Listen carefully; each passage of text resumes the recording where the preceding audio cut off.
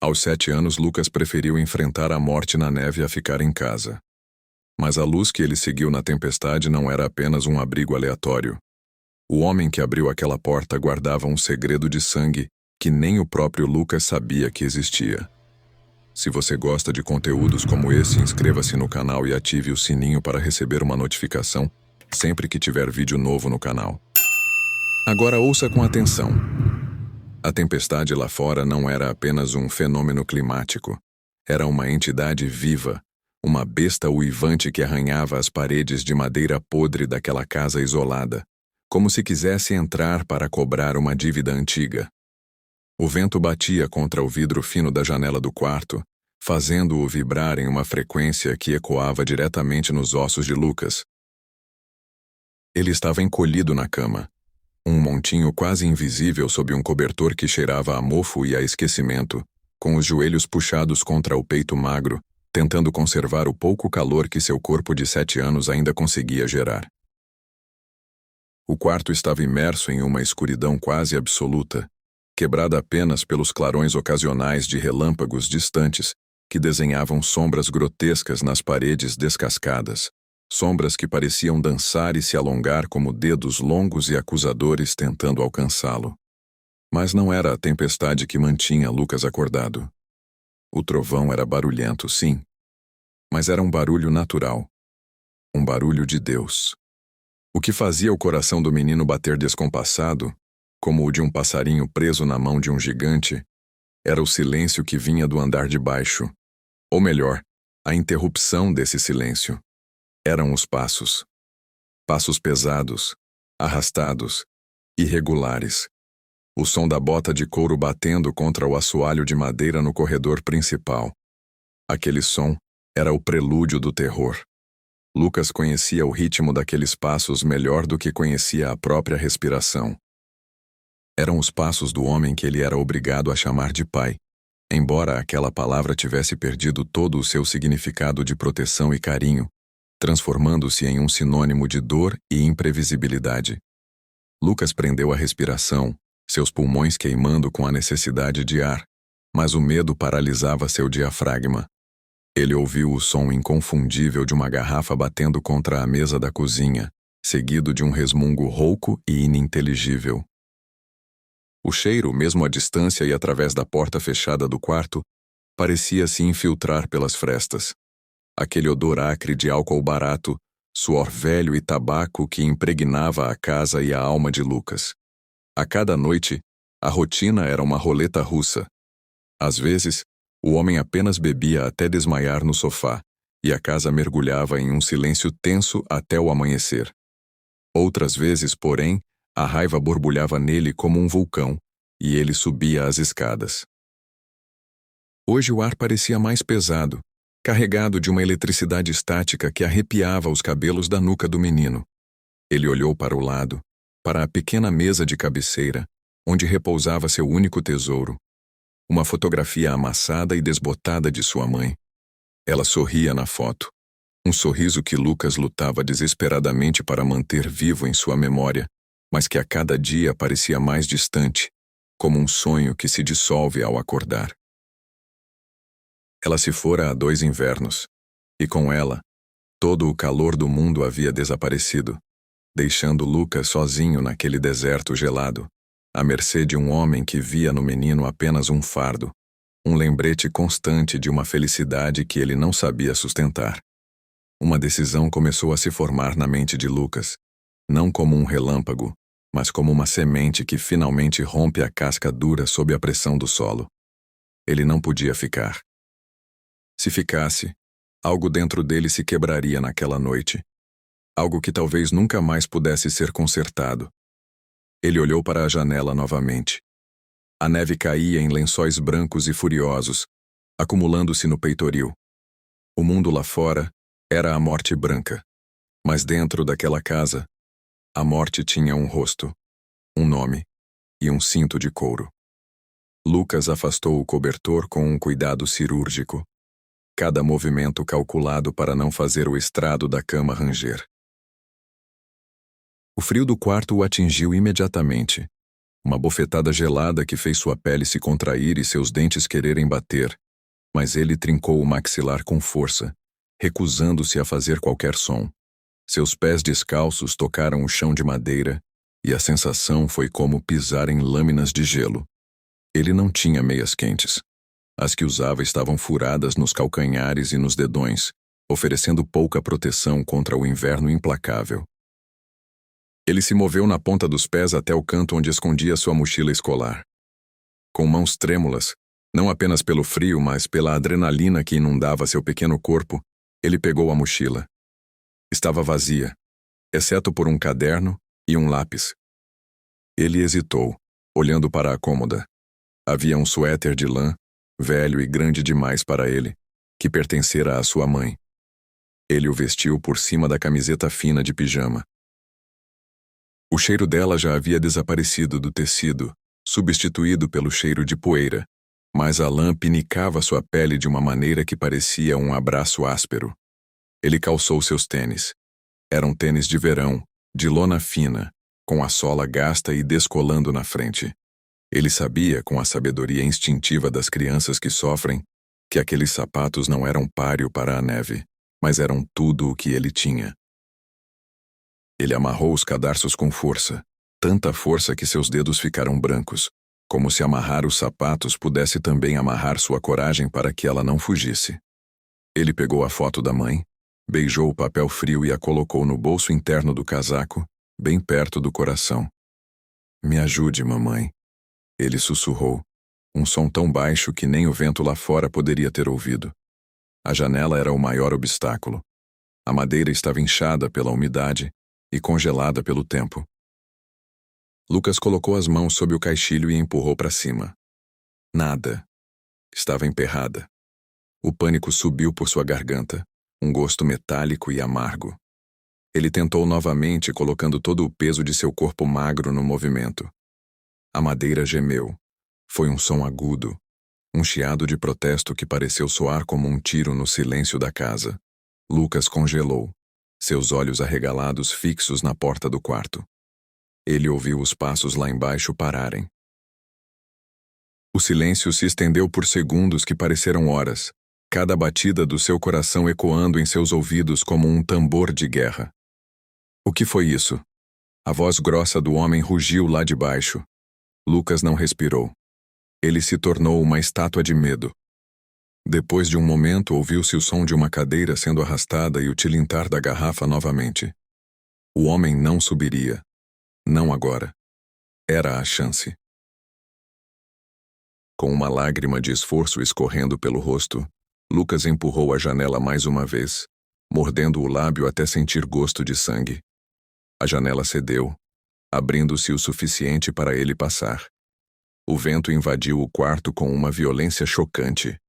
Flocos de neve entraram rodopiando, pousando no chão e derretendo instantaneamente.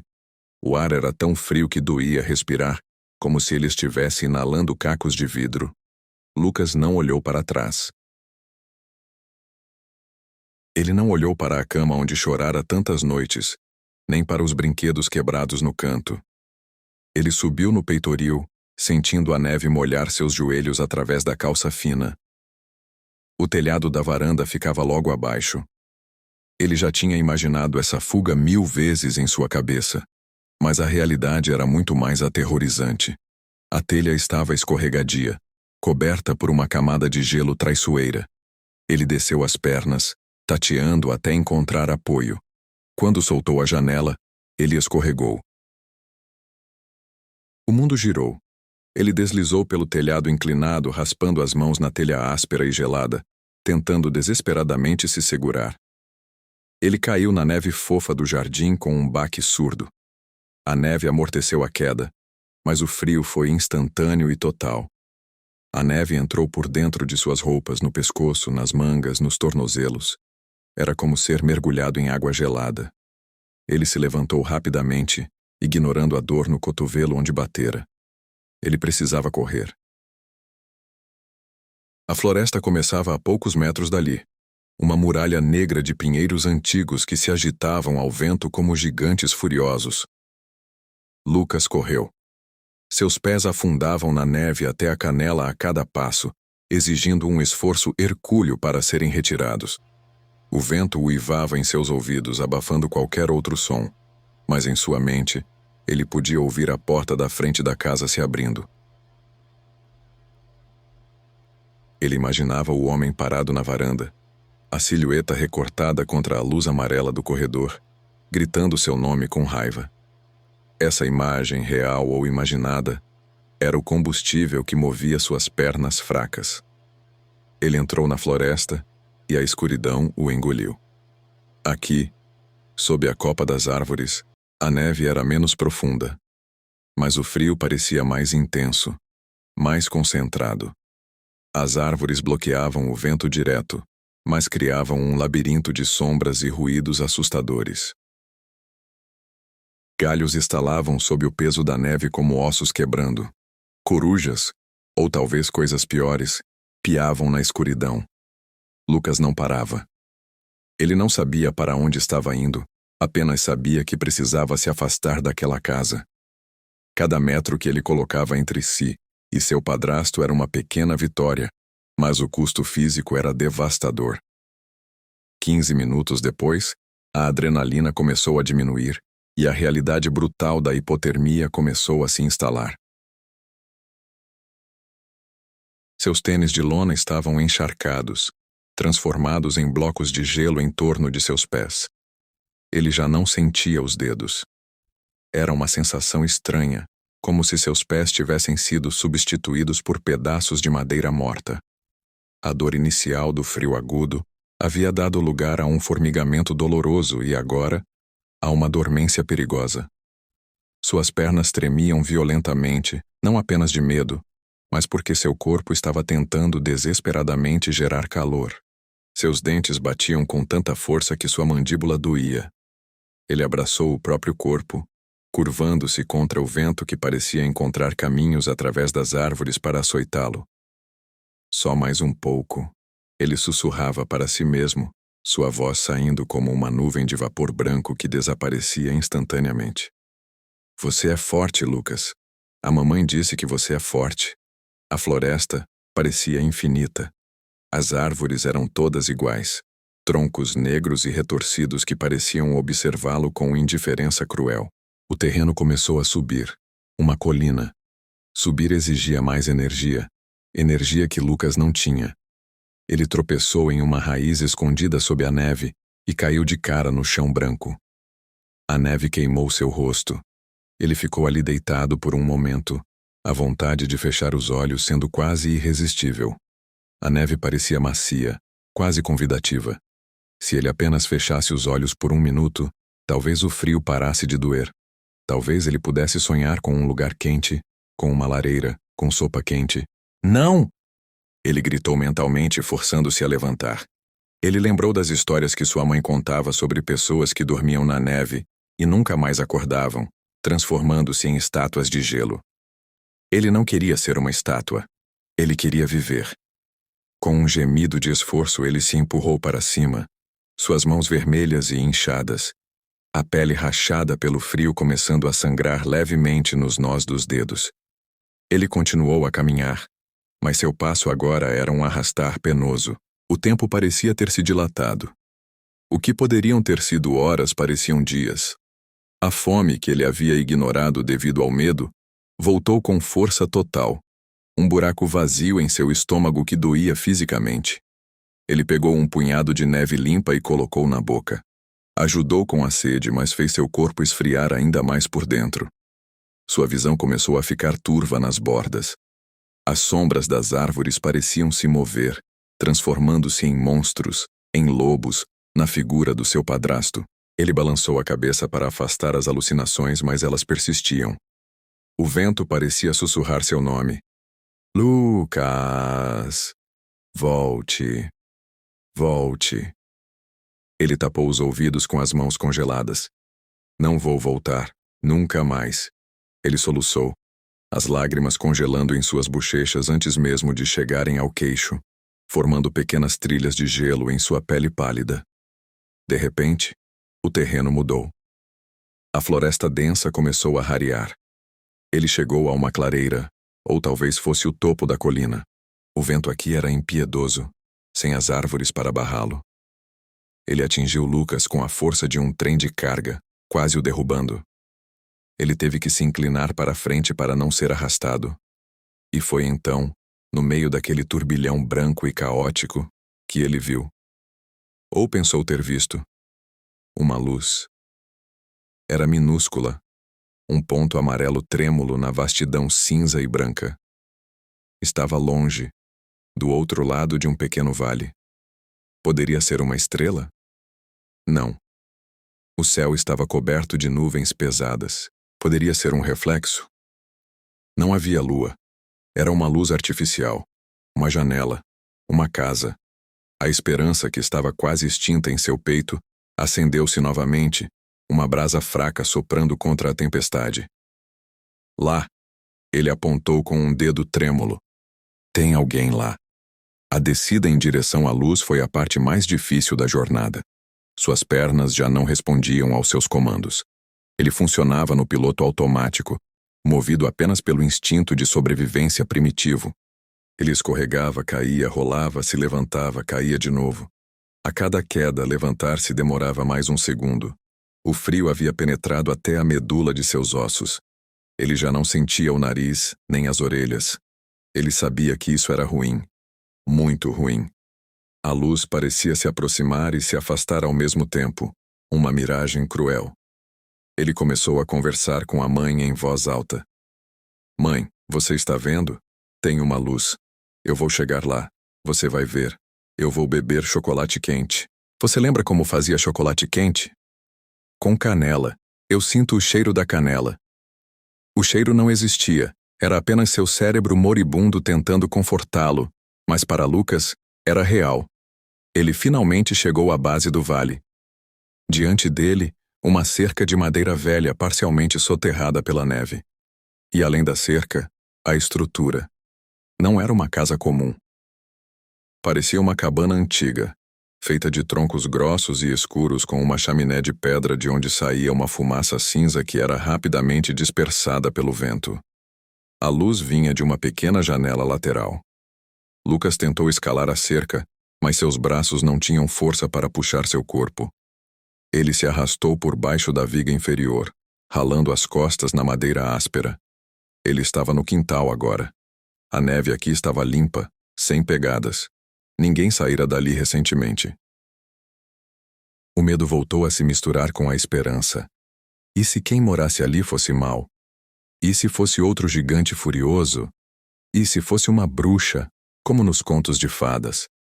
Mas o frio era um monstro muito mais imediato e letal do que qualquer bruxa imaginária. Ele precisava de calor ou morreria ali a poucos metros da salvação. Ele se arrastou até a varanda da cabana. Os degraus de madeira rangeram sob seu peso. Ele chegou à porta. Era uma porta maciça, de carvalho escuro, com dobradiças de ferro preto. Não havia campainha. Lucas levantou a mão que parecia uma garra congelada e bateu na madeira. O som foi fraco, abafado pelo uivo do vento. Por favor, ele sussurrou.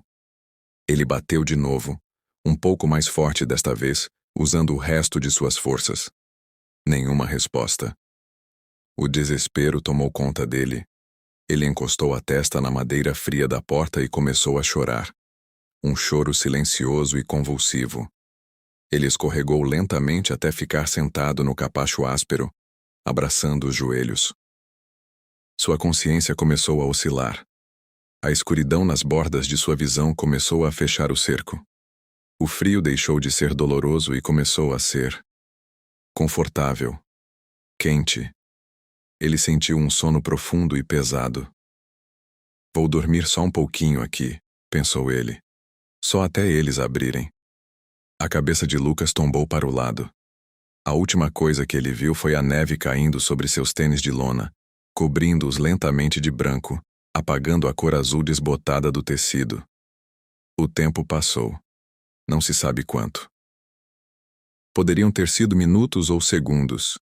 De repente, o som de uma tranca pesada sendo destravada cortou o ruído do vento. A porta se abriu para dentro, arrastando um pouco de neve. Uma lufada de ar quente, carregada com o cheiro de madeira queimada, ensopado de carne e ervas, saiu da casa e envolveu o pequeno corpo caído na varanda. Uma figura apareceu na porta. Era grande, imponente, bloqueando a luz que vinha de dentro. Um homem. Ele olhou para baixo, para o pequeno monte de roupas e neve a seus pés. Ele se abaixou rapidamente, com uma agilidade surpreendente para seu tamanho. Mãos grandes e calejadas, mas estranhamente gentis, tocaram o rosto de Lucas. Meu Deus! Uma voz profunda e grave murmurou, não com raiva, mas com um choque genuíno. Uma criança.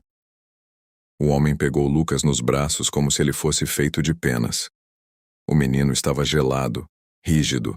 O homem o apertou contra o peito largo, coberto por uma camisa de flanela grossa, e entrou rapidamente na casa, chutando a porta para fechá-la com o calcanhar, trancando a tempestade do lado de fora. Lucas não acordou imediatamente. Sua mente estava perdida em um labirinto de sonhos febris. Ele sonhava que estava voando sobre a floresta, mas suas asas eram feitas de gelo e derretiam ao sol. Ele sonhava com o grito do padrasto, que se transformava no uivo de um lobo. Aos poucos, sensações físicas começaram a penetrar em seu pesadelo. A primeira foi o cheiro. Não cheirava a mofo ou álcool, cheirava a pinho, a resina, a chá quente e a algo doce, talvez mel. Depois, o tato. Ele não estava mais deitado na neve dura. Ele estava em algo macio que afundava sob seu peso. Cobertores, muitos cobertores, pesados e quentes. E havia um calor radiante atingindo seu rosto, não o calor agressivo do sol de verão, mas o calor pulsante e vivo de uma lareira. Seus olhos se abriram lentamente, as pálpebras parecendo pesadas e coladas. A primeira coisa que viu foi o teto. Vigas de madeira expostas, robustas e seguras, iluminadas pela luz dançante das chamas. Ele virou a cabeça, o pescoço rígido e dolorido. Ele estava em um sofá grande e velho, coberto por mantas de lã xadrez e peles. Diante dele, uma lareira de pedra enorme crepitava alegremente, as chamas devorando toras de madeira grossas. O calor era maravilhoso. Era a melhor coisa que ele já sentira na vida.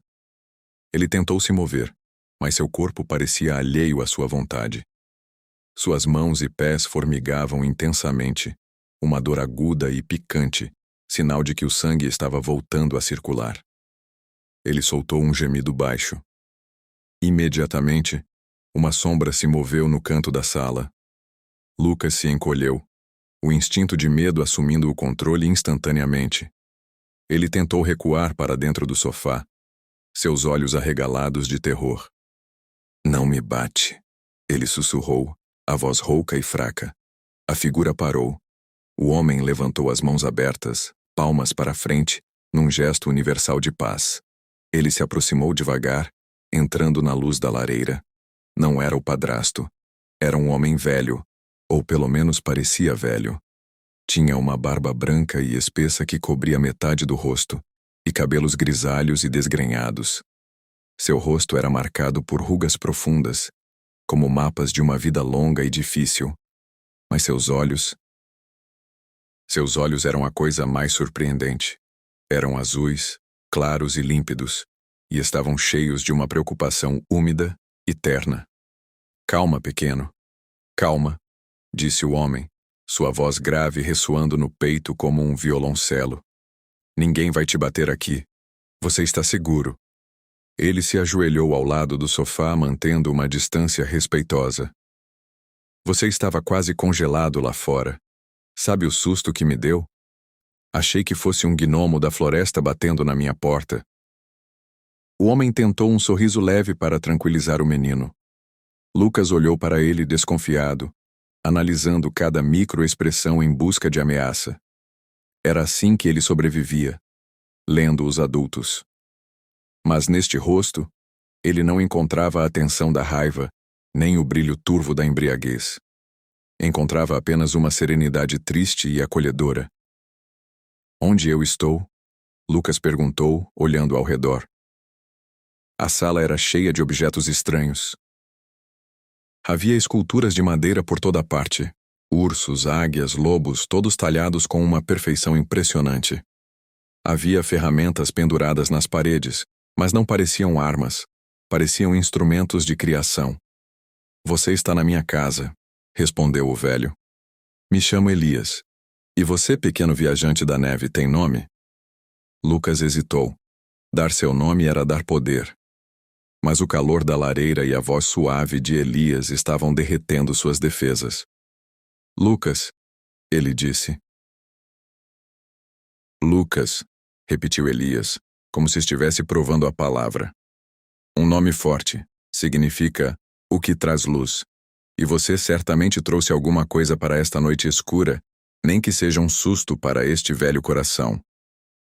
Elias se levantou e foi até um fogão a lenha no canto da sala. Ele serviu uma caneca de cerâmica fumegante. O cheiro de caldo de galinha encheu o ar, fazendo o estômago de Lucas roncar audivelmente. Elias sorriu novamente e trouxe a caneca. Beba devagar. Está quente. Lucas pegou a caneca com as duas mãos trêmulas. O calor da cerâmica se espalhou por seus dedos doloridos, uma sensação divina. Ele tomou um pequeno gole. O líquido salgado e quente desceu por sua garganta, aquecendo-o de dentro para fora. Ele sentiu as lágrimas voltarem aos seus olhos, mas desta vez não eram de medo. Eram de alívio. Um alívio tão profundo que doía. Por que você estava lá fora, Lucas? Elias perguntou suavemente, sentando-se em uma poltrona de couro gasta em frente ao menino. Em uma noite como essa, nem os lobos saem da toca. Lucas abaixou a caneca.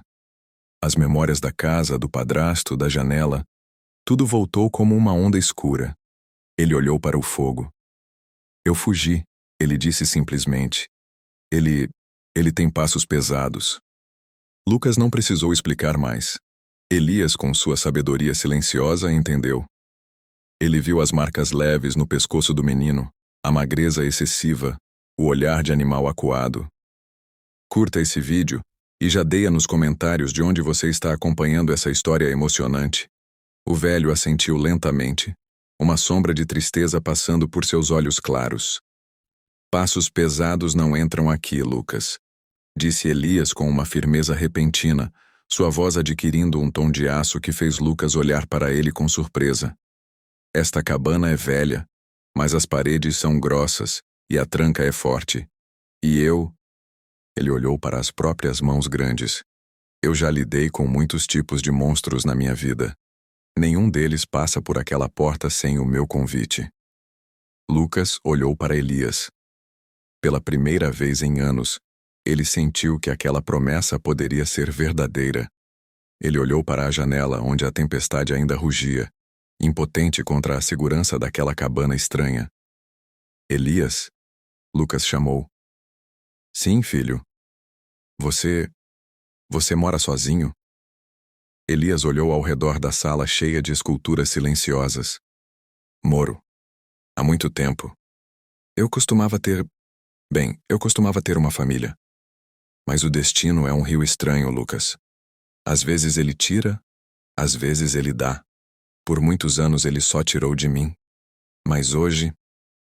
Ele olhou profundamente nos olhos do menino. Hoje parece que a maré trouxe algo de volta. O menino não entendeu completamente as palavras do velho, mas entendeu o sentimento. Ele se aconchegou mais nos cobertores. Seus olhos começaram a pesar novamente. O medo ainda estava lá, escondido em algum lugar fundo de sua mente. Mas pela primeira vez, ele estava sendo suplantado por outra coisa, a sensação de ter sido encontrado. Durma, Lucas, disse Elias, pegando um pedaço de madeira e começando a talhar distraidamente. Eu vou ficar acordado, vou vigiar o fogo e vou vigiar a porta. Lucas fechou os olhos. O som da faca talhando a madeira era rítmico e calmante, muito diferente do som da garrafa batendo na mesa. O vento lá fora parecia agora apenas uma canção de ninar distante. Ele adormeceu, e naquela noite, pela primeira vez em 2 anos, Ele não sonhou com monstros. A luz da manhã não entrou no quarto com a violência de um despertador, mas com a suavidade de uma mão materna acariciando uma bochecha. Ela se infiltrou pelas frestas das cortinas de tecido grosso, desenhando linhas de poeira dourada que dançavam no ar parado da cabana. Lucas acordou não com a abertura súbita dos olhos, mas com uma tensão muscular imediata, um reflexo condicionado de anos de sobrevivência.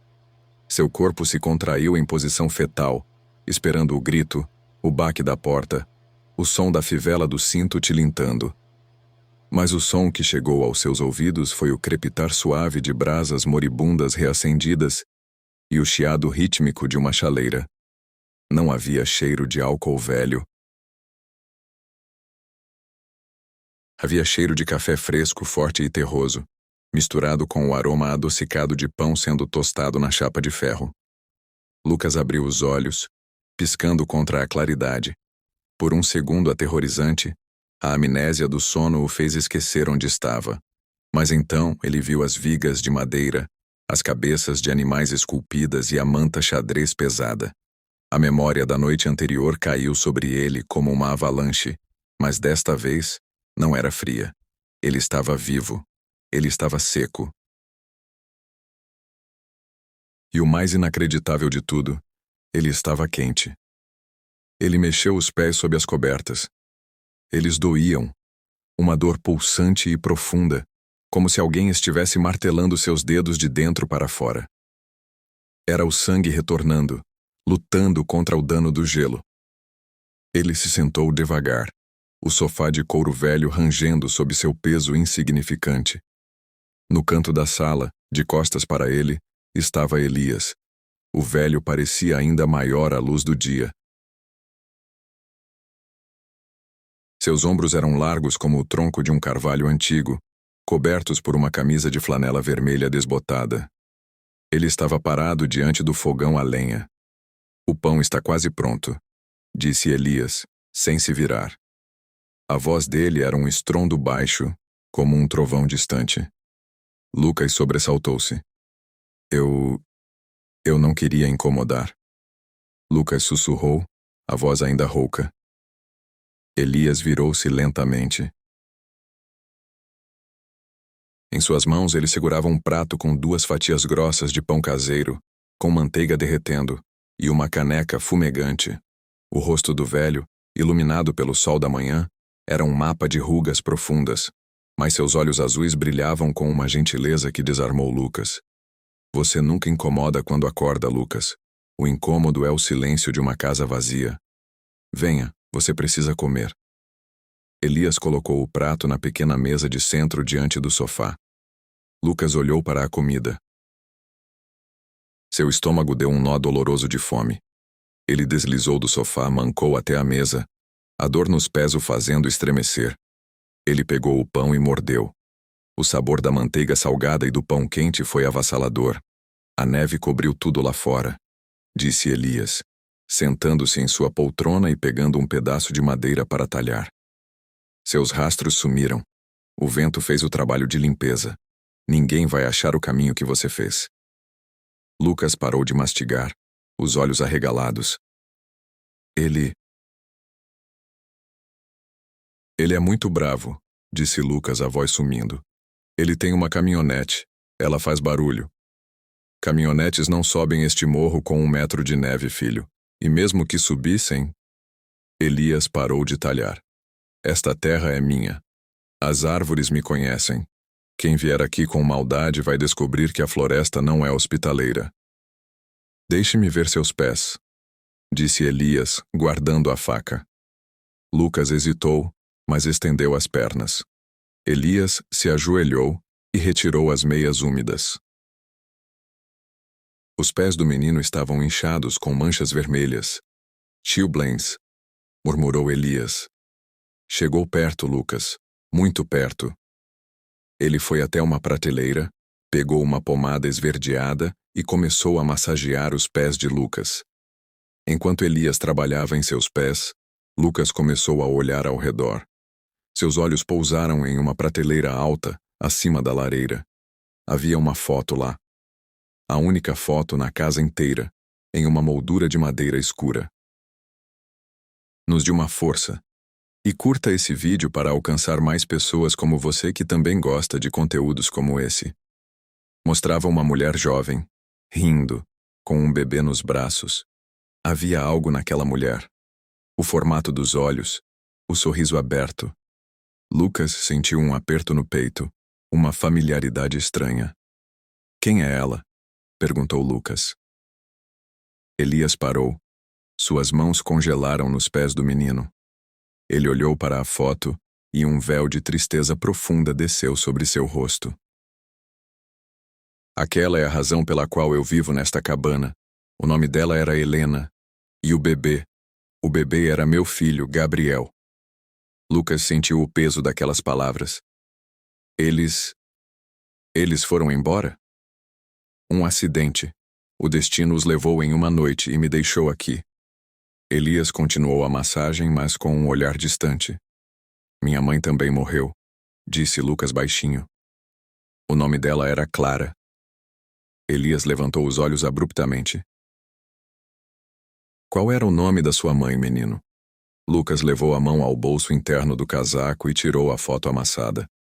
Ele a estendeu para Elias. Clara. Elias limpou as mãos em um pano antes de pegar a foto com reverência. Ele apertou os olhos. Quando a imagem se tornou clara, o ar saiu de seus pulmões em um suspiro. Suas mãos começaram a tremer. Clara. Ele sussurrou. Ele olhou da foto para Lucas e de volta para a foto. Você a conhecia? Perguntou Lucas. Lucas, a mulher na minha foto, Helena. Ela tinha uma irmã mais nova que fugiu de casa anos atrás. O nome dessa irmã era Clara. O silêncio que se seguiu foi absoluto. Ela nunca falou da família, disse Lucas. Ela achava que estava sozinha, disse Elias, a voz rouca. Eu procurei por ela por anos. Achei que tinha perdido tudo. Elias caminhou até Lucas e colocou as mãos nos ombros do menino. Lucas, olhe para mim. Os olhos da sua mãe. São os olhos da Helena. E são os seus olhos. Eu não sabia ontem à noite. Mas agora eu vejo. Você voltou para casa, Lucas. Você é meu sangue. Você é sobrinho da minha Helena. O que faz de você família? A palavra pairou no ar, cintilante. Mas antes que Lucas pudesse processar, um som cortou o ar, vindo de fora. Um som longo e agressivo de buzina que ecoou pelo vale silencioso. O terror instantâneo transformou o rosto de Lucas. É ele, sussurrou Lucas. Ele me achou. Elias levantou-se lentamente. Toda a ternura desapareceu de sua postura. Ele caminhou até a parede e pegou um machado de lenhador. Fique aqui, Lucas, vá para o canto, fique invisível. Ele vai te machucar, choramingou Lucas. Ninguém toca no meu sangue e sai andando, disse Elias. Ele abriu a porta e saiu. A caminhonete surgiu na curva da estrada como uma besta de metal ferida, tossindo fumaça negra contra a brancura imaculada da neve. A porta do motorista se abriu e uma bota de couro gasto pisou na neve com violência. Era ele, o padrasto. Ele usava o casaco de couro sintético que cheirava a fumo, e seu rosto estava vermelho pela fúria alcoólica. Lucas! O homem gritou. Eu sei que você está aí, seu rato ingrato. Saia agora! Lucas, espiando pela janela, tremeu. Ele olhou para Elias, parado como uma estátua de granito no topo dos degraus. O padrasto chegou à base da escada e parou. Quem é você? Rosnou ele. Saia da frente, velho. Eu vim buscar o moleque. Elias olhou para o homem com desprezo. O menino não é propriedade. E ele não vai a lugar nenhum com você. Você não sabe com quem está se metendo. Eu sou o pai dele. Você é o tormento dele. Corrigiu Elias a voz calma e perigosa. Nesta casa nós consertamos o que foi quebrado. Eu vou entrar aí. Vou pegar aquele moleque e vou ensinar uma lição a vocês dois. O padrasto deu um passo para subir o degrau. No momento em que a bota suja tocou a madeira, Elias se moveu. Um borrão de velocidade e poder. O machado desceu. Crack! A lâmina do machado enterrou-se profundamente no pilar de madeira da varanda, a centímetros do rosto do padrasto. O homem recuou, tropeçando, caindo de costas na neve, os olhos arregalados de terror. Este foi o aviso, disse Elias, a voz fria. O Lucas morreu ontem à noite naquela tempestade. Quem está aqui agora é meu sangue. Se eu vir a sua caminhonete nesta estrada, se eu ouvir um sussurro de que você está procurando por ele, eu vou te caçar. O homem no chão tentou falar, mas as palavras morreram. Ele viu nos olhos de Elias algo que os valentões temem. Um homem sem medo de morrer. Ele se levantou desajeitadamente, recuou até a caminhonete e fugiu, o motor rugindo em desespero colina abaixo, levando consigo a sombra que pairava sobre a vida de Lucas. Elias arrancou o machado da madeira, limpou a lâmina e entrou. Ele trancou a porta, girou a chave 2 vezes e olhou para Lucas. O menino correu e abraçou a cintura do velho com toda a força que tinha, soluçando o choro da liberdade. Acabou, Lucas, sussurrou Elias, afagando os cabelos do menino. Ele se foi. Os dias que se seguiram transformaram-se em semanas, e as semanas em meses. O inverno continuou a uivar lá fora, mas dentro da cabana, a primavera havia chegado cedo. Elias ensinou Lucas a ver o mundo não como um lugar hostil, mas como um mistério. Ensinou-o a entalhar madeira. A madeira fala, dizia ele. Você descobre o que está escondido lá dentro. A foto de Clara foi colocada em uma moldura nova, ao lado da foto de Helena. As 2 irmãs, reunidas na morte, sorriam para o menino e o velho que haviam sido reunidos pela vida. O destino havia traçado linhas tortas, mas no final, desenhou um círculo perfeito. 20 anos depois. A cabana ainda estava lá, firme e imponente. A neve caía lá fora, suave e silenciosa. Um homem estava sentado na velha poltrona de couro. Lucas, agora com ombros largos e mãos fortes, passava a lixa fina sobre a asa de uma águia de madeira. A porta se abriu e uma menina de 6 anos entrou correndo. Papai, papai! Ela gritou. Fizemos um boneco gigante! Uma mulher entrou logo atrás sorrindo. O cheiro de pão quente e café enchia a casa. Lucas largou a escultura e abriu os braços para a filha. Ele a abraçou, sentindo o calor, a segurança, o amor puro. Ele olhou para a parede oposta, acima da lareira.